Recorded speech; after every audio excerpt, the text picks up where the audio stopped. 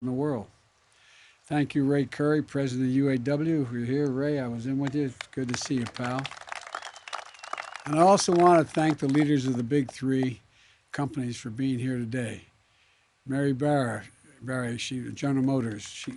I want to tell you, I think she's one of the reasons we're here today. We had a long discussion on a Zoom call with a bunch of labor leaders and other major business leaders, and she made a commitment, and she's keeping it. Thank you very much, Madam Chair.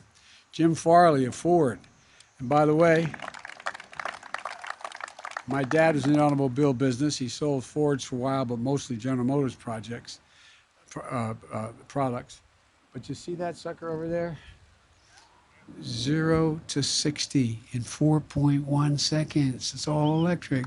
I tell you what, and I want to say publicly, I have a commitment from Mary when they make the first electric Corvette, I get to drive it. Right, Mary? You think I'm kidding? I'm not kidding. And my entire Secret Service detail went, oh my God, let's go. And Mark Stewart of Stellantis, Mark, we used to have one of your big plants in my state, and as the man I'm about to recognize, a special thanks to all the members of Congress who are here, but I want to pay particular recognition to my chairman, my buddy. We served together for years, Tommy Carper. Tom, and I know that I kid my Michigan friends, but you know, I just want you to know, say to Senators Heinrich and Markey and Whitehouse and Padilla and Duckworth, and I'm leaving some folks out, I'm sure.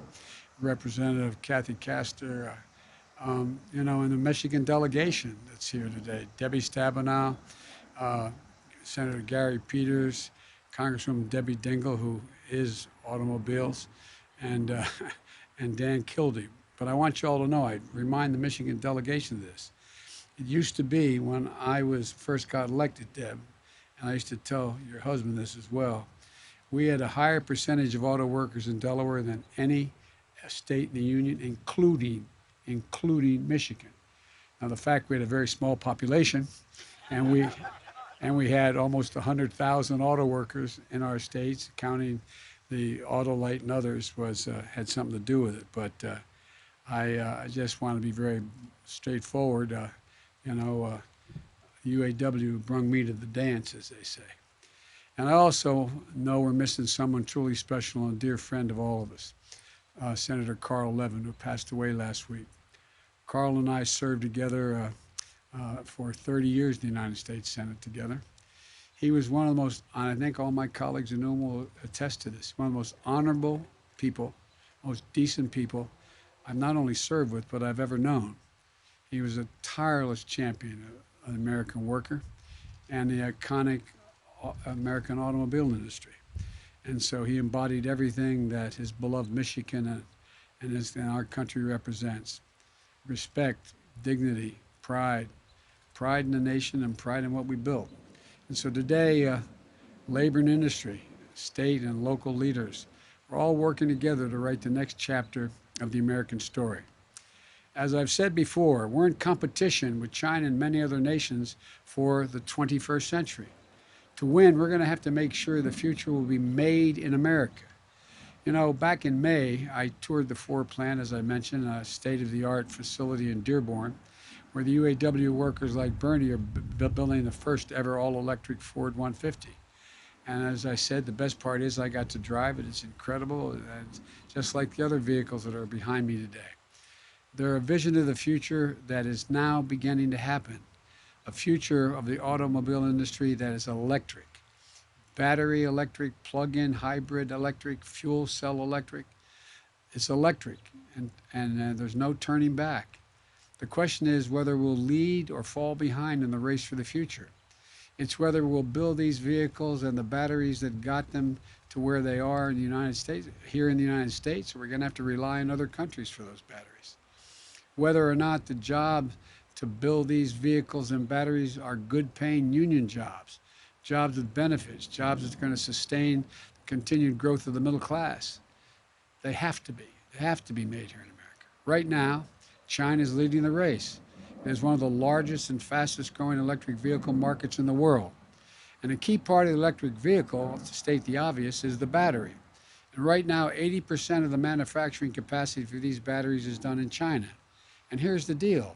It's not China's battery technology that's much more innovative than anyone else's. Remember, our national labs in America, our universities, our automakers led in the development of this technology. We led in the development of this technology. And there's no reason why we can't reclaim that leadership and lead again. But we just have to move, and we have to move fast. You know, when Barack and I were in office, President Obama and I were in office, that's what we were doing. In 2009, the automobile industry was flat on its back.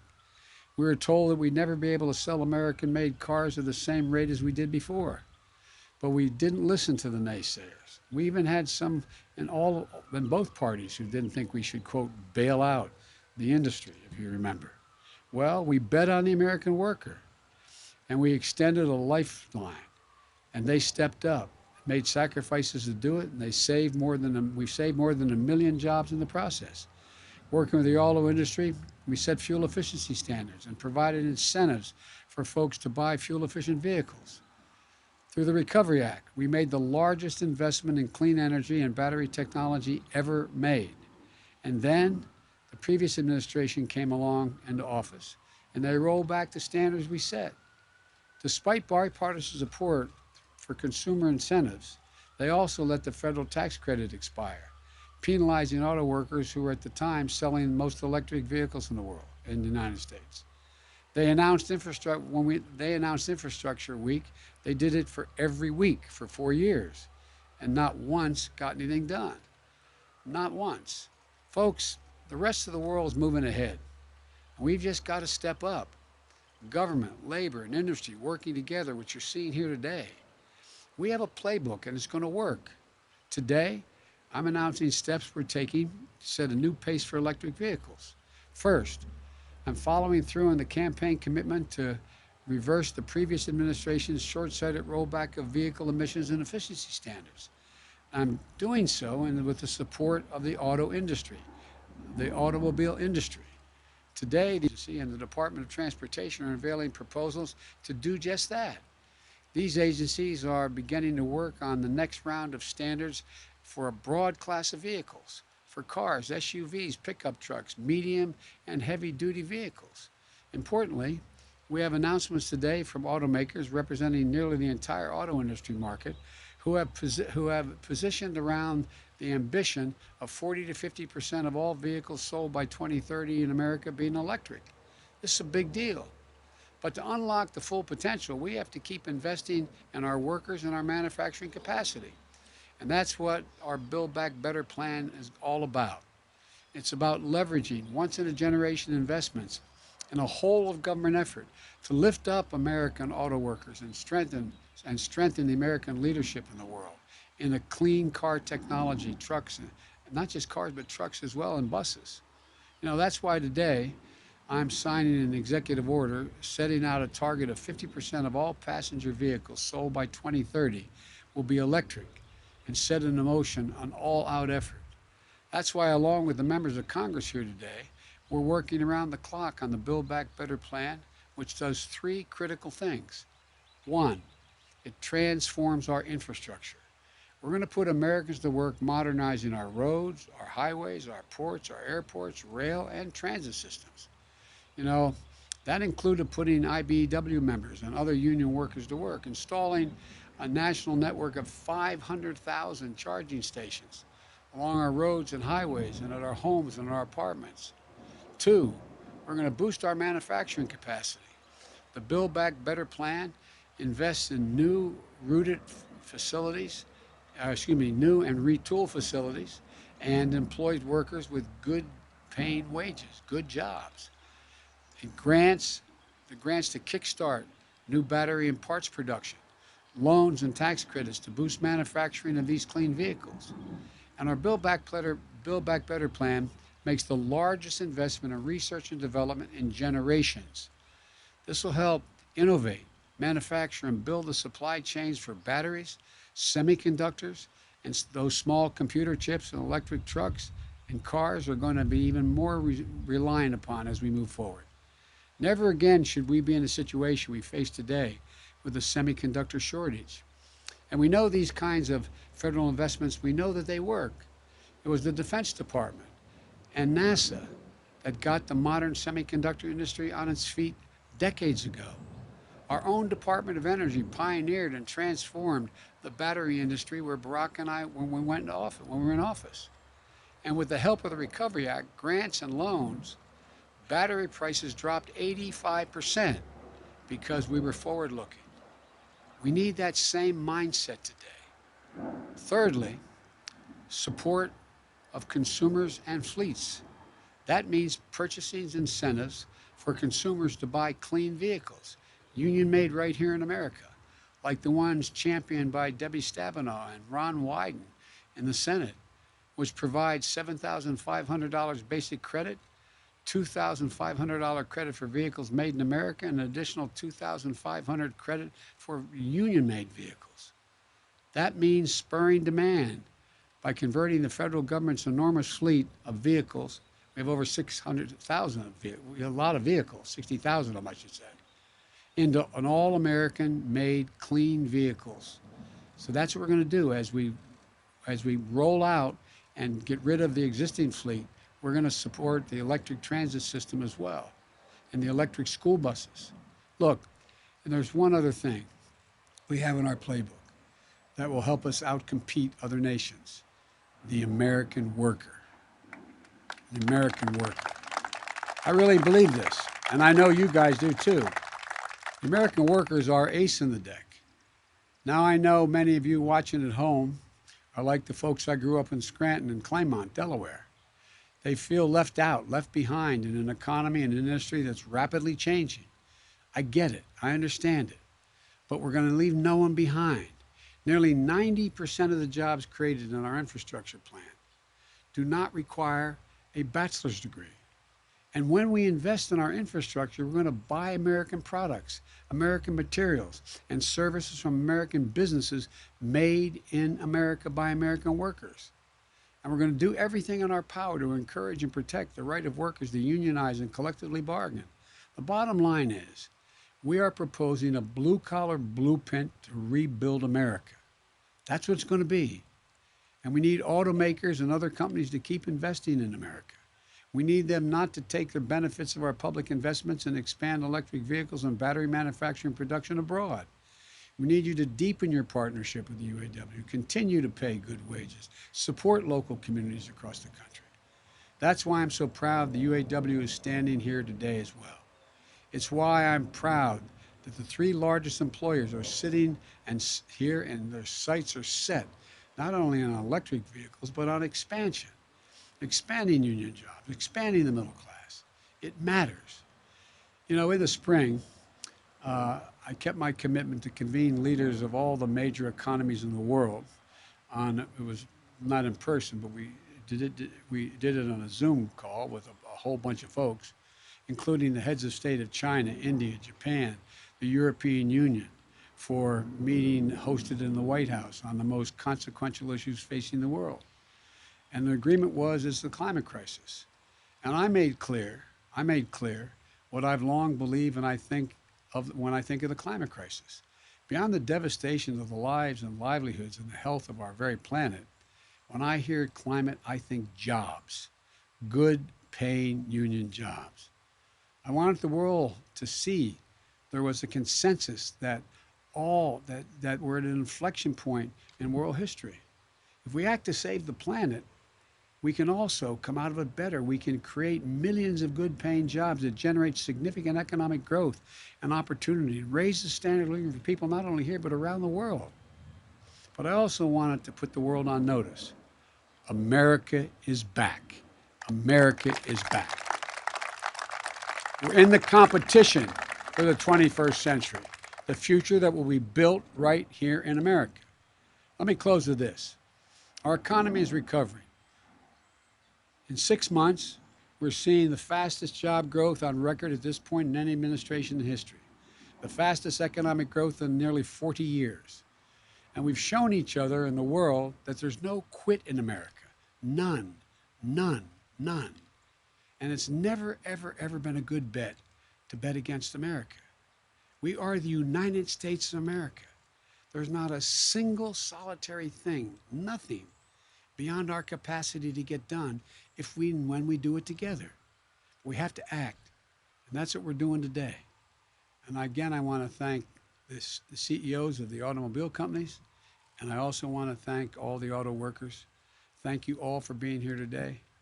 Now I'm going to sign the executive order, but I'd like to invite my congressional colleagues to come up if they're willing to stand behind me here when we do this, and others who know they're supposed to come on up. Thank you all very much. Certainly willing. Mr. President. Good to see you. Good to see you. How are you? Mr. President. Good to see Good to you. see you. I love that amendment. I hope I didn't get in trouble by saying it. You didn't. Tommy, good to see you, pal. Good to see you. How are you, man? Good to see you. Good to see you. It's Now, exciting. come on, let's let the CEOs come up here too. Yes. Now, when I sign, it's so bright. When I sign this executive order, usually I'm able to give a pen to all the folks who are part of it. I've got one pen, but I'm going to make sure you each. We're going to fight. You each are going to get a pen. I promise you. This is an executive order strengthening America's leadership in clean cars and trucks. And again, let me start off by thanking the CEOs as well as the UAW. But you all you electeds are the reason why it's happening. Thank you, thank you, thank you.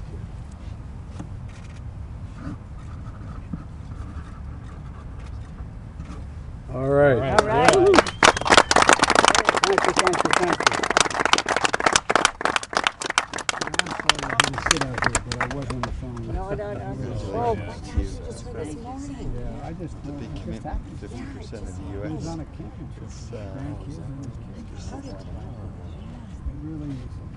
Yes, It the is. demand is so much more. But he But was the pieces that smiling. you described, He's up there smiling about all of I this. think Still, he is. By the way, And continuing to say you know who that. turned a lot of us around and get in trouble. the money guy. Shouldn't hold it in. That's always the difficult thing is for us We were on- CEOs is to allocate the money for this kind of shit.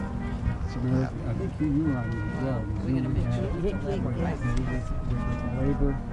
and with the largest employers.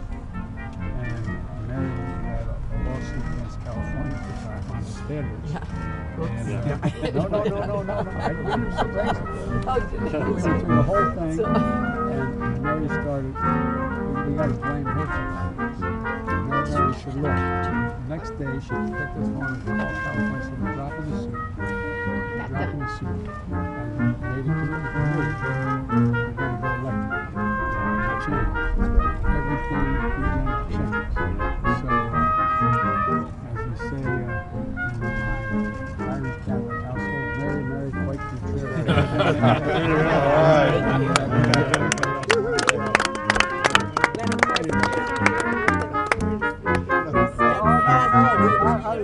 Our kids are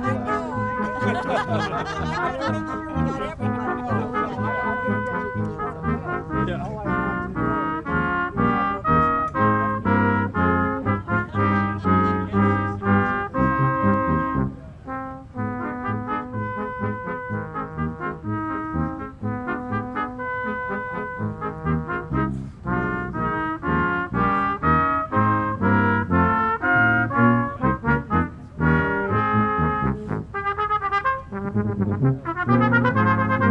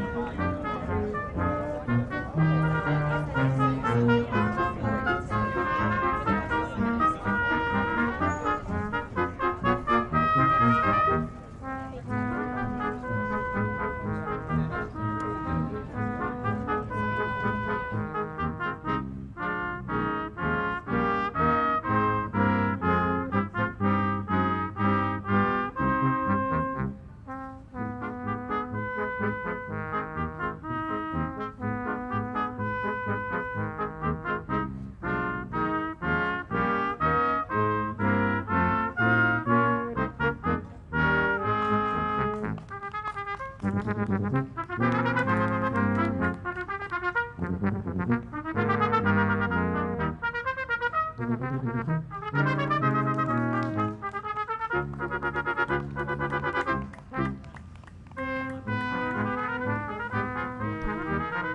and gentlemen, please remain seated.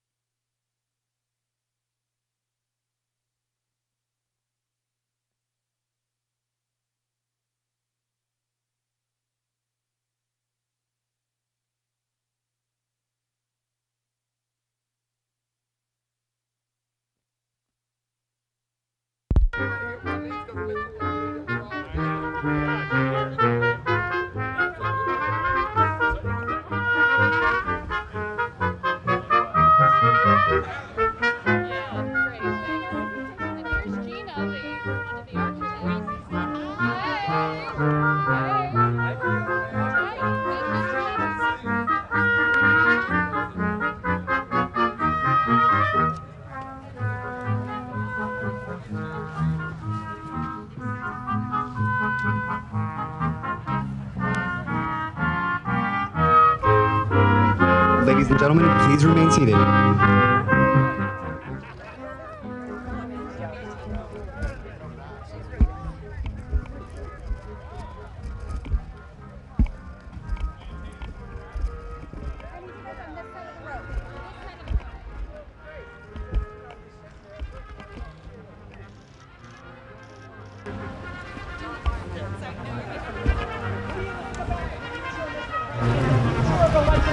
With your proposal.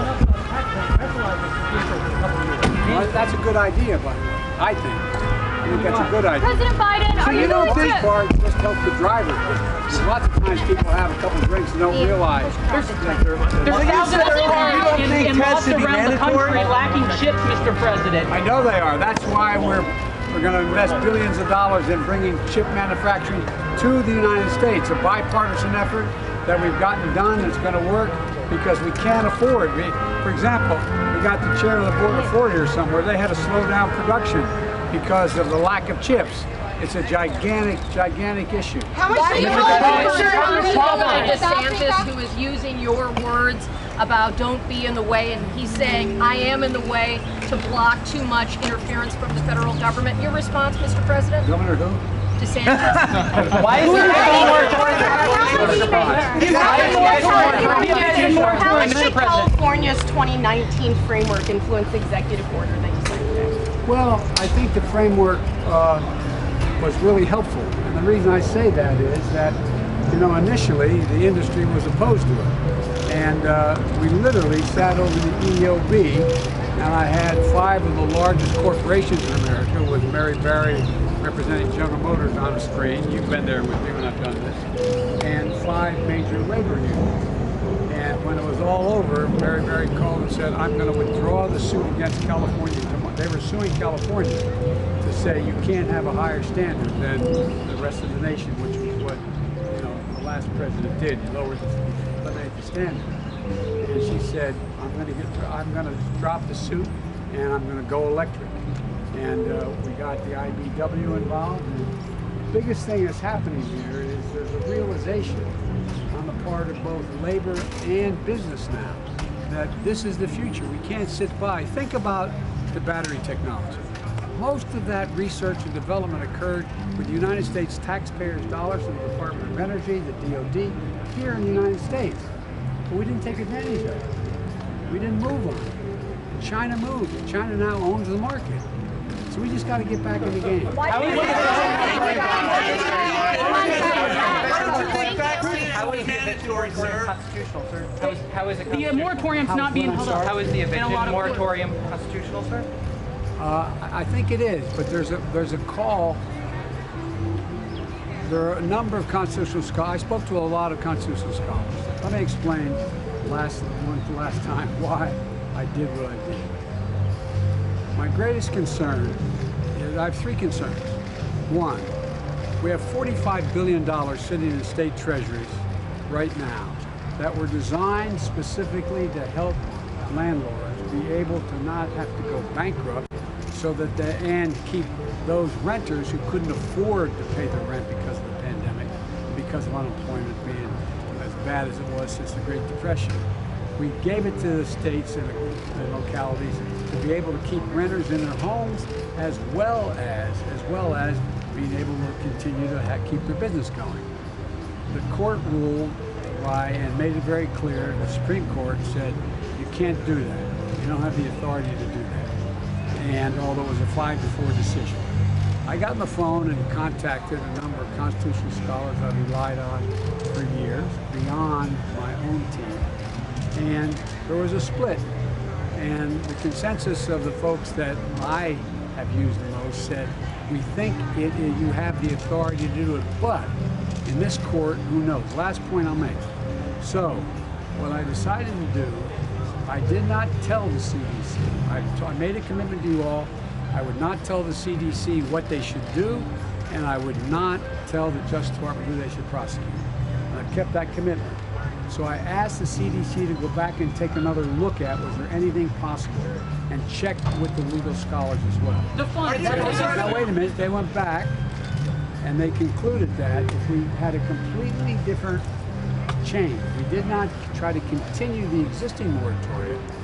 It was a different moratorium with another rationale. The rationale was that because of the COVID spread of virus so rapidly, and the Delta COVID, what happened was they said all those counties that in fact are in a situation where they are in that red zone, that we should hold for another month, or I think I said 2 months, the ability to evict people from those facilities. And I said, okay, thank you. And I went ahead and did it, but here's the deal. I can't guarantee you the court won't rule that we don't have that authority. But at least we'll have the ability to, if we have to appeal, to keep this going for a month, at least. I hope longer than that. And in the process, by that time, we'll get a lot of that 45. Thank you guys.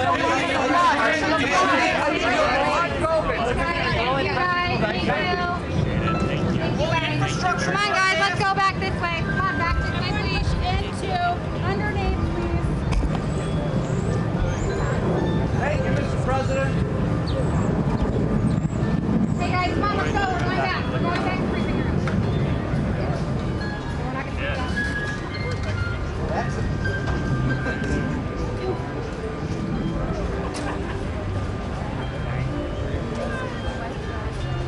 Hey, DJ. John. Everyone, if you're gonna make the movement back, come on the other side.